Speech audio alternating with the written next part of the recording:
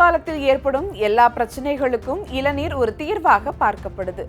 சூட்டை தணித்து தாகத்தை தீர்த்து சோர்வை நீக்கும் என்பதால் பலரும் இளநீர் அருந்துகின்றனர்.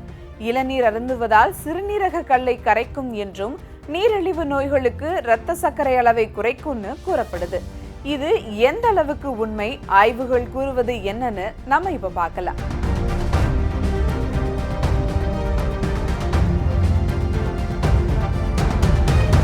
இளநீர்ல பொட்டாசியம், மெக்னீசியம், கால்சியம் மற்றும் சோடியம் போன்ற தாதுக்கள் நிரம்பி உள்ளதாக கூறப்படுது.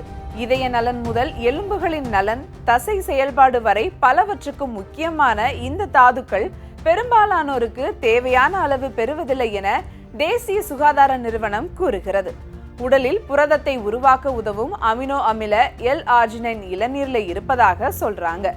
இந்த அமினோ அமிலம் உடலில் ஆபத்தான மூலக்கூறுகள் உருவாவதை தடுக்க உதவுது. இரத்த அழுத்தத்தை குறைத்தல் மற்றும் உடலியல் காரணங்களால் ஏற்படும் விரைப்பு குறைபாடு ஆகியவற்றை சரி செய்யும்னு சொல்றாங்க. விலங்குகள்ல நடத்தப்பட்ட ஆய்வுல இரத்த சக்கரை அளவு ஒழுங்குபடுத்த இளநீர் உதவுதுன்னு தெரிய வந்திருக்கு. சிறுநீரக கல் உருவாகாமல் தடுக்க நமது உடலுக்கு போதுமான நீர்ச்சத்து கிடைக்க வேண்டும். கால்சியம் மற்றும் ஆக்சலேட் இணைந்து கடினமான படிகங்கள் கல்லாக சிறுநீரகத்தில் மாறுகின்றன.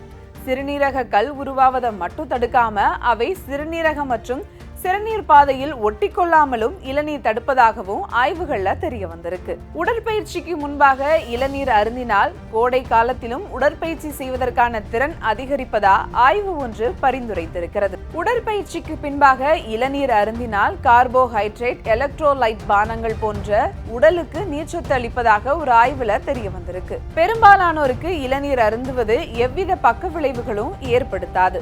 இருந்தாலும் சிறுநீரக செயலிழந்தவர்கள் அல்லது குறைவாக பொட்டாசியம் எடுத்துக்கொள்ள வேண்டிய சிறுநீரக பாதிப்பு உடையவர்கள் நீர்ச்சத்துக்காக அடிக்கடி இளநீர் அருந்துவது சிறந்த யோசனையா இருக்காதுன்னு சொல்றாங்க.